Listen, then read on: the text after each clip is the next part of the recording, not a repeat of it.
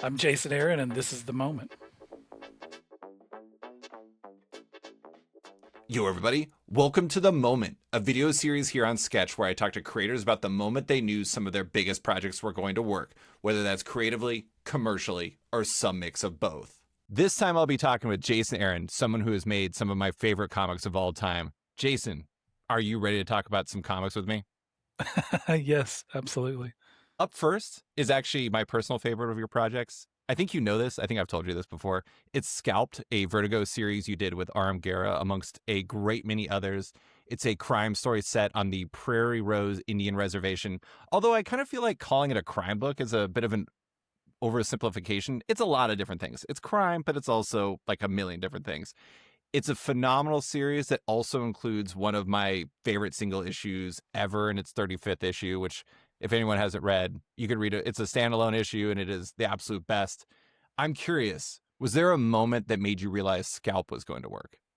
With Scalped, I mean, in some sense, no book I've ever done has affected my life in a bigger way than this one. And that when we did the new omnibus collections last year, I dug through all my old Scalped stuff and pulled out my first draft of that first issue, which I hadn't looked at in forever.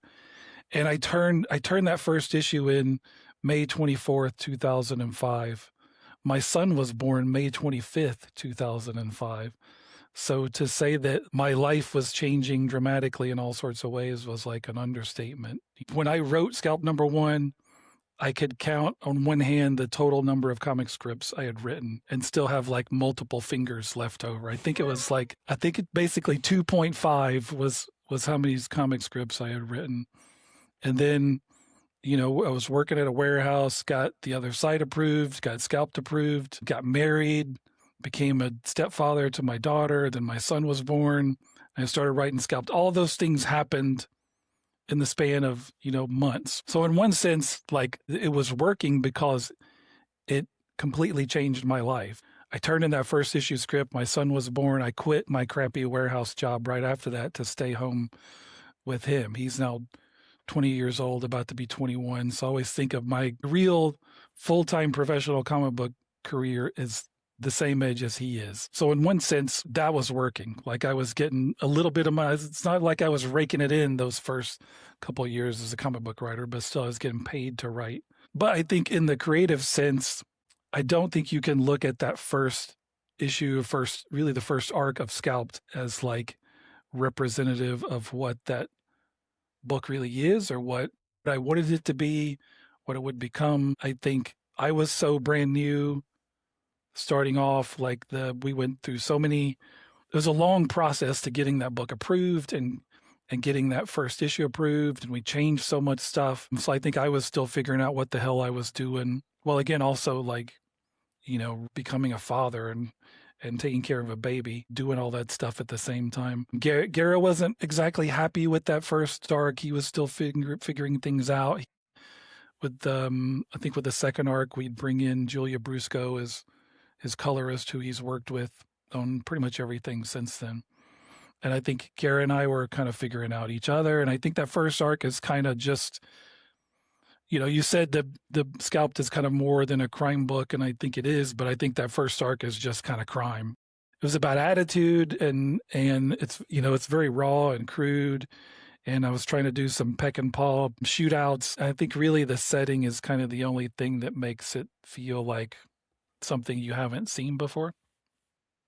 So I think for me creatively, when things started to really click and work was the second arc, Casino Boogie, because that was an arc where each issue focused on a different character from a different character's perspective. All of the kind of same events were looked at from different points of view, because I think I realized pretty quickly, like there's no way this book is going to last and we're going to get to tell the story we want to tell unless people like these characters, right? Like this is not a story that's going to dazzle people with plot twists. Like you have to really like these characters to want to stick around. I think that's the first time we started to go deeper into who those characters were, and you see more about, Red Crow is more than just the brutal crime boss. Like he's a guy that you actually feel like you maybe want to root for a little bit. Dashiell is more complicated than just being the badass nunchuck swinging, hero. We dive into Catcher. I think that was probably my favorite issue. One of my favorite issues of Scalped overall was that Catcher issue. So I think it was that. Once we kind of dug into, okay, these are not just like cookie cutter characters. This is not just a crime story full of tropes or the same sort of stuff you've seen before. Like there's some real depth here to these characters. So I think it was Casino. Whenever in my mind, whenever I think of Casino Boogie, I hear Jock saying it, and it's Casino Boogie, Casino Boogie. But yeah, that would be my Scalped moment. It's funny for me as a reader. I like the first arc, but it was the second arc when it really I was like, okay, like Julia Brusco comes on as colors. I feel like it really accentuates Guerra's art a lot better. It feels like you're really figuring out your voice on it, and it really kind of all starts adding up for there. It's interesting to hear you say that because that's kind of how I always felt as well. But one interesting thing about Scalped is that it is a Vertigo series. And when I did this with Kieran Gillen, he mentioned somewhat ruefully that you were the only writer. Was it ruefully? I mean, he was a little bummed out about it. He was like, you were the only writer of your and Kieran's generation that had the chance to write a proper Vertigo series, and you wrote this and the other side and like some other one shots and stuff like, or some other issues. I think you did a Hellblazer two issue arc and a one shot story. I'm curious. Was writing a Vertigo series a special thing to you that maybe hit different than other creator-owned projects you've done, if only because of the legendary nature of that imprint? Yes, 1,000%. I mean, I appreciate Karen's point. I didn't take his context to be that he was saying that ruefully, but I'll take that up with him personally, I guess. I think you can't forget, Scott Snyder and Jeff Lemire, I think to me, I look at them as kind of the last of those last guys to come along, do Vertigo books, and then like break out into the mainstream. But yeah, it means a lot to me to have gotten a big run at Vertigo, and I still think I look at Vertigo as in every way as like my comic book writing school. Like that was my comic book writing college course, and I got to do it in the place that had produced so many of the best runs of the last 20 plus years that I had been reading voraciously. I was a huge Grant Morrison fan. Grant's work had a tremendous impact on me. Huge Garth Ennis fan. For so many years, like so many staples on my pull list were Vertigo books. So to stumble in there, it really is kind of the second time I broke into comics. I broke in the first time winning this Marvel Talent Search contest, which didn't really lead directly to anything else, but I think kind of helped me when I was blindly pitching Will Dennis at Vertigo, and then to start working at Vertigo, working under Will. The first time I went to San Diego Comic-Con, Will took me to dinner, and I'm sitting between Brian Azzarello and Brian K. Vaughan, and getting to talk to those guys, getting advice on, as I was still, Scalped hadn't even been greenlit. Like I was still pitching Scalped at that time. But I look back at that, and I feel super appreciative that I was able to be there. Where Vertigo was still Vertigo. And kind of got a little emotional. There was like a wake for Vertigo, at New York Comic Con one year, and made sure to like pull Karen Berger aside and tell her how much all that had meant to me, as a fan and as a creator. So I still, I still think of myself as a Southern writer, even though I haven't lived in the South for 25 years now. I think I'll feel that way until I die. I think I'll always think of myself as a, Vertigo comic book writer very proudly. And I'm super happy that, Vertigo's coming back, and I'm really excited. I haven't read any of the new books yet, but I'm going to be picking up every one of them. Next up is Wolverine and the X-Men, an X-Men series from you, Chris Bachalo, Nick Bradshaw, and an array of others that came on the heels of the Schism storyline that found Wolverine doing the last thing anyone could imagine, opening the Jean Grey School for Higher Learning and becoming the headmaster of this new school. It is an absolute delight. It's a real change of pace from the earlier part of your career as well. Much less crime, much more hijinks. And it is honestly one of my favorite X titles ever. When did you realize this one was going to work? I really think with Wolverine the X-Men, it was the first issue. Really proud of that first issue. I think it sets up everything. It's like the the first day of the school, right? And there are these inspectors coming, to make sure this is like a safe institution of learning. And of course, everything that could possibly go wrong does go wrong. And it gives you the lowdown of just, like, what is this series, right? Like, one, it's about Wolverine now being the guy who he's the headmaster, he's the authority figure. The opening scene has him walking, I think, with Professor X, where Professor X tells him, like, you're not going to be cool anymore, right? Like, you're the dad now. And I think some of that was me writing again. Like, my son was born, was Scalped #1. By this point, I'd been a dad for a few years, and inevitably, as a parent, you hit that point where no matter how cool you think you are as a parent, you're not cool to your kids, because you're still the person who tells them to, would you clean up your room? Would you pick this shit up? Would you take a bath? So I wanted Wolverine to like wrestle with that. So I think setting up, what was different about the school, that like the danger room was everywhere. We see kids get attacked by the danger room in the bathroom. And we set up like how weird and crazy the classes are, and the weird cast of teachers and students. And, the Krakoa is like the school grounds. So you get all that in the first issue. And then you get Chris Bachalo being Chris Bachalo. Because that was the first time he and I had worked together. And I think still over the course of my 20 plus years of writing comics, I can't tell you how many times, maybe ever, I've written like a 16 panel page in a script, right? Because most artists are going to kill you if you give them a 16 panel page. Chris loves it. What Chris drew was not that close to like what I wrote, because I wrote the script. I wrote the same way I had been writing, like just full script, panel by panel, and Chris basically threw all that and rearranged everything, so you get those crazy 12 and 16 panel pages and big double page spreads and splashes. So that changed the way I worked with Chris going forward. That was the first time I worked in a more Marvel style approach, where Chris wanted kind of the actions and all the dialogue, but I let him break everything down.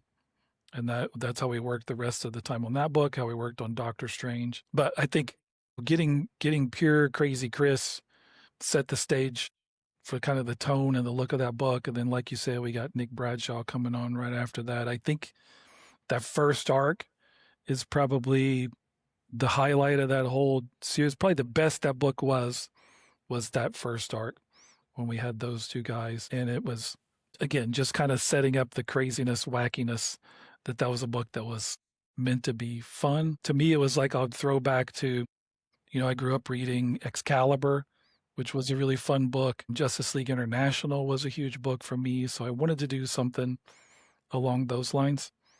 I think it was harder to sustain one. Like, I think we hit Avengers versus X-Men kind of right after our first arc, and we dealt with that. And I don't know that we ever quite had the same balance of stuff as we did in that first arc.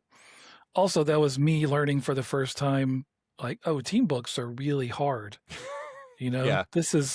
I think I felt like coming in, because I had been writing Scalped, which I thought of as a team book, and there's a huge cast of characters, and I loved bouncing around and giving everybody their moments in the sun, doing like a couple issues about Shunka here and then focusing on Catcher or whoever. So I think I felt like, oh, I know how to do a team book. But doing a book with a huge cast is not the same as doing a team book.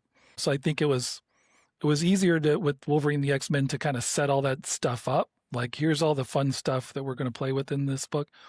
But keeping all those pieces, juggling all those pieces while also weaving in and out between the bigger events of the Marvel Universe became a bit harder thing to do. I mean, I think I'm still really proud and happy with a lot of the pieces along the way with Wolverine the X-Men. Eventually we got that great Mike Allred dupe issue, which is one of my favorite things I've ever done. I got to work with so many great artists, Ramon Perez, Pepe Larraz, over the course of that. Yeah, I think that first issue, like, and feeling like we put all those elements on the table of what this book is, and then Chris really driving it home, that's when I knew it was going to work. To set up my question, I have to tell you a story. I might have told you this story before, so I apologize in advance. Viewers will not have necessarily heard this one before, but my wife and I were in Ireland. We were visiting Ireland, and it was the end of the night. We went out and got dinner and drinks and enjoyed ourselves, and we went back to our hotel, and we put on X-Men Days of Future Past, of all things. And she was watching it. She enjoys like comic movies and everything. And she was like, if these are the well-known mutants, who are like the lesser known ones, like the ones that aren't quite X-Men?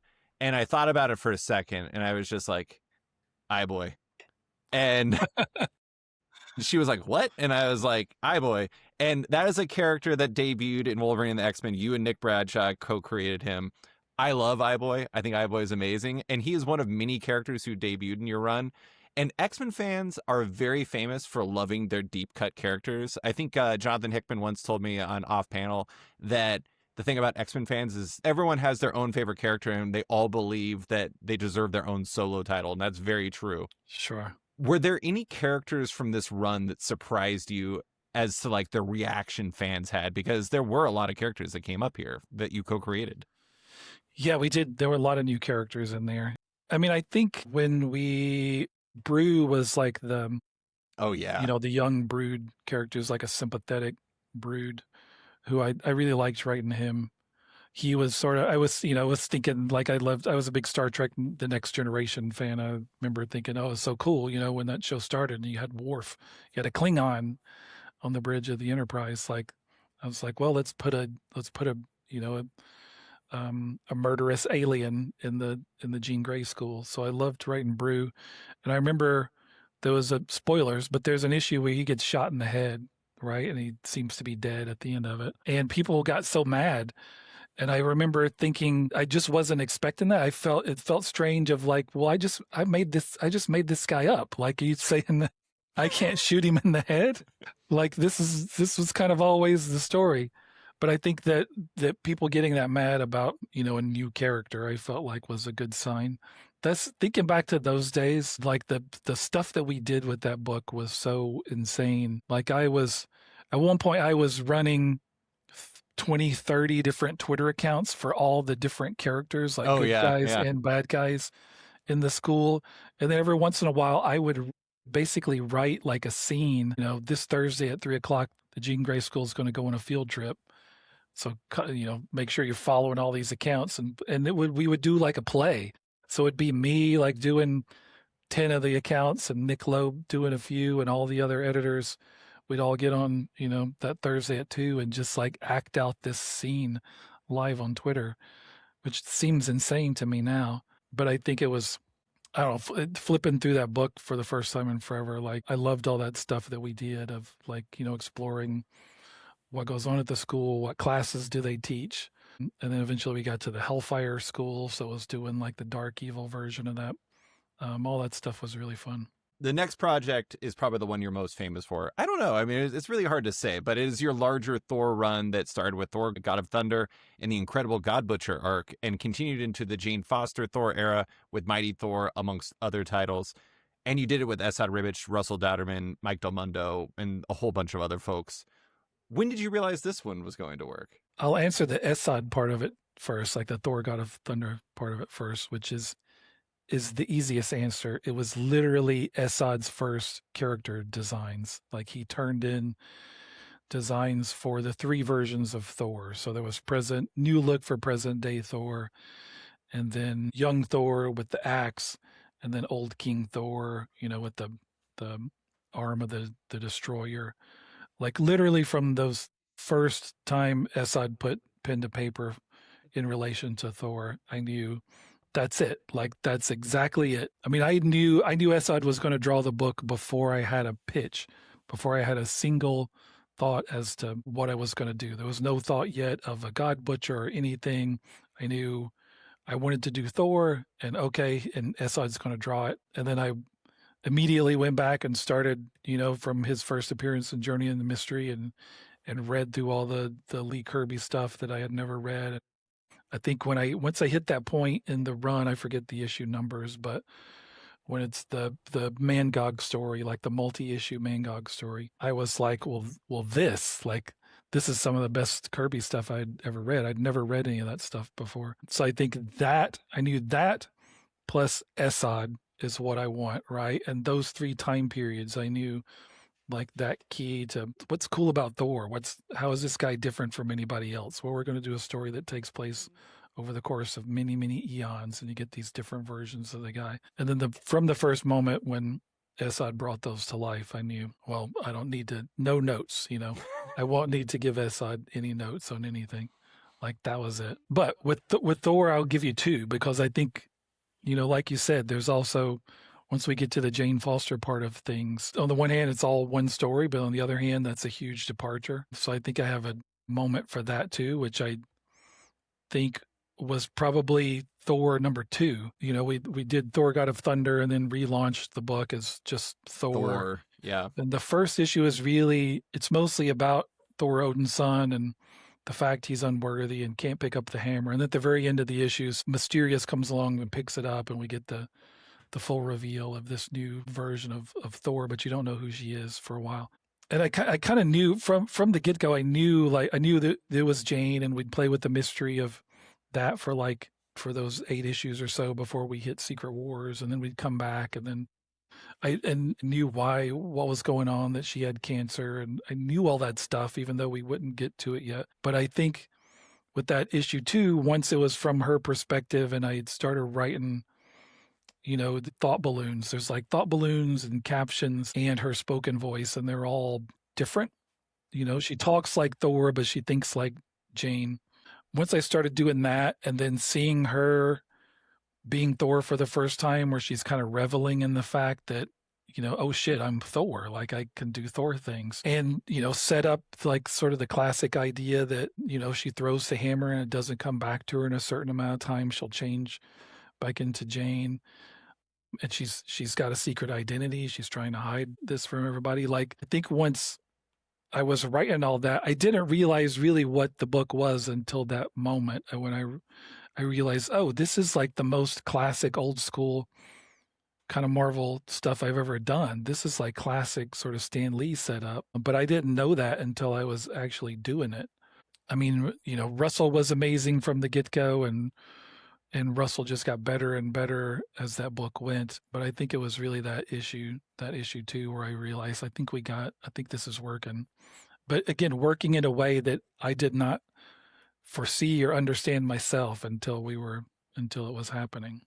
One thing I think is fascinating about this book, and you touched on this, I touched on it in my introduction of it, is the fact that, like, there's a lot of status quo changes in this. It's like Thor God of Thunder is one book, and then Original Sin happens, which triggers what happens in Thor, where he's not worthy, where Odin's son's not worthy anymore, and Jane Foster becomes Thor. And then there's the Mighty Thor, and then I don't remember the Mike Del Mundo title. It was just Thor. It was just Thor again, yeah. Yeah. And so you have it's all very confusing. Yeah, there's also Thors in there, and you have Thors, unworthy Thor. Yeah, and then King Thor at the end. You have all these different books, but it's not just new volumes. You are very much baking in very serious status quo changes throughout this entire run. Is this book unique in the sense that, did it feel like you were constantly having new moments where you realized that things were going to work because you were breaking down walls with hesitant readers on the regular? A little bit, I suppose, and there was a lot of changes. I mean, again, on the one hand, it felt like from the moment from Thor God of Thunder number 1 until King Thor number 4 it was just me writing Thor, right? Like I was the main Thor writer. But yeah, it was spread around across so many different books, series and minis and specials. So on the one hand, like I look back at it and I get confused. I can't remember what comes after what. Like when they're putting the trades and collections together, sometimes they would ask me like, what order do you want these in? And I'm like, shit, I don't remember. Like, I don't know. Let me Google, like people have put together, like, here's how you read it. I mean, if you just buy the omnibus, you don't have to worry about that. But yeah, on the one hand, I look back and that I was like, that seems kind of maddening, right? Like that you have to kind of roll with so many punches.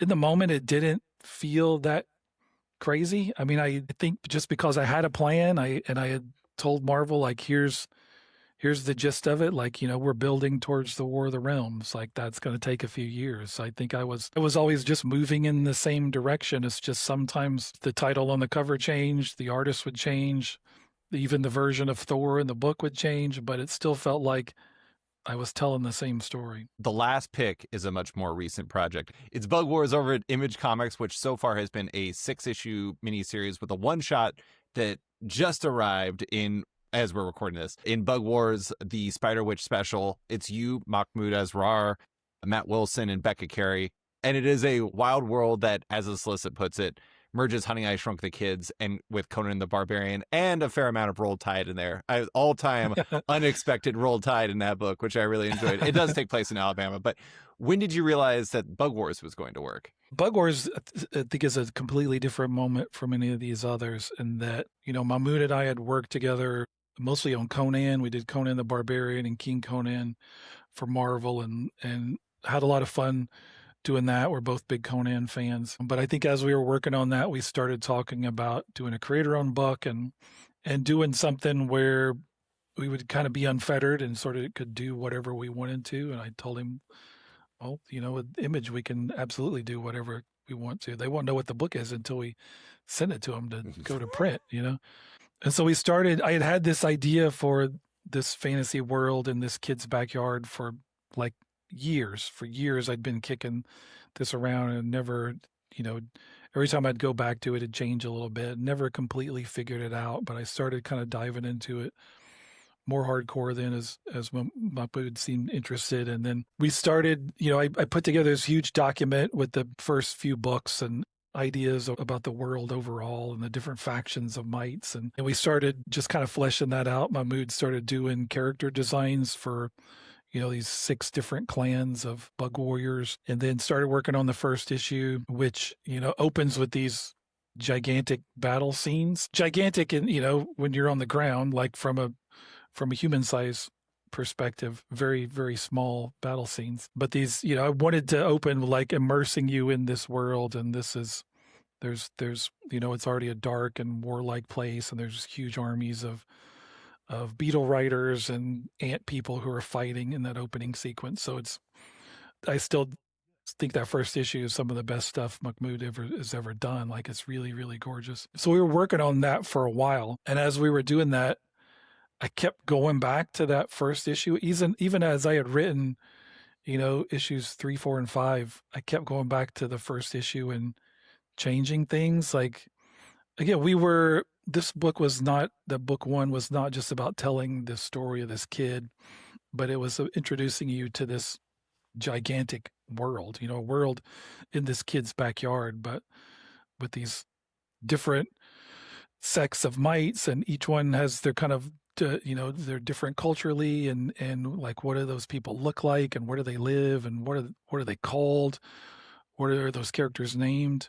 So I went back and kept changing that stuff again and again and again and again and again in a way that I never have the time to do that. I think, if I'm working on a work for hire schedule, you just publishing wise, you're not able to sit with one issue for months and go back and tweak it. So I had that luxury of, we were working on this for a while and trying to get ahead. So I just had the luxury to keep going back, digging into that again and again, and never in a way where I felt annoyed or frustrated, like, oh, this is not working yet. It felt exciting because every time I went back and changed things, I felt like it was better. Because, I mean, the language part of it is hard, right? It's hard to vomit all that stuff out. Maybe Tolkien did, maybe George R. R. Martin did. I doubt it. I think so much of that stuff you have to figure out as you go. So some of those characters in the book, their names changed probably 5 or 6 times. At first I would tell Heather, our editor, and Mahmoud, like in emails, like, oh, I went in and changed what these characters are called or what this group is called. Eventually I stopped telling them because I was doing it so many times. I'm just like, at some point I'll be done. Even when Becca was lettering that first issue, like, I still changed some stuff, in the moment right before we went to print. So I think once I realized the extent to which I was falling down holes working on the book, of just falling down the hole of like, what should the home of the spider witches be called? But in a way that I found thoroughly enjoyable and delightful, of like, I am loving how excited I am to fall down these holes and continue to obsess over the names of things and the look of things. I realize if I'm this excited about this, then there's something cool here. There's something that's working. The thing I really love the most about the first volume of Bug Wars, and this is a funny thing to point to. I swear it means something about the comic, but in your write up in the back, you talk about how a lot of it was rooted in your childhood and how, like, playing around in the backyard and stuff. It reminded me of when I was a kid and my brother and I would go in like this area beyond the fence of our yard, and we called it the Pond of the Seashaws. I don't even know what that means. We just called it the Pond of the Seashaws. It was like this mythical land for us, and we'd go around and we'd go on these adventures and everything like that. Reading your write-up about it, it made it, I mean, obviously every project you take on is personal, but it made it feel very personal in a different way than a lot of your projects. I mean, I feel like this is an obvious question, but I feel like I have to ask it.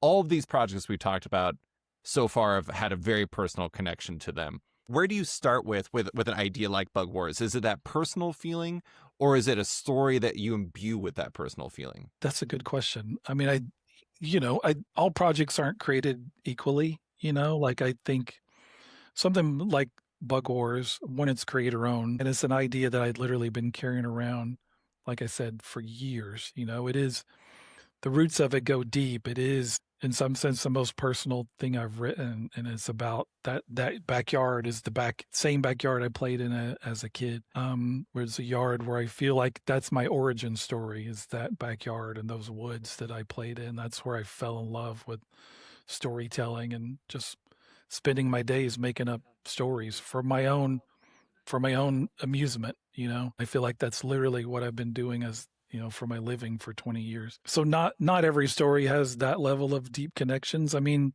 I've written other stories about Alabama. Men of Wrath and Southern Bastards are both crime stories that are set in Alabama, which in some way are very personal. Men of Wrath is inspired by, some of my own family history of my great grandfather stabbing a man to death in an argument over some sheep. So, there's I think everything you do, you have to bring something of yourself to it. Thor was really 100 issues of Thor were really about me as an atheist, writing about a God I would like to believe in. But I think your mileage will vary in terms of how deep those personal connections go. I think there has to be something there.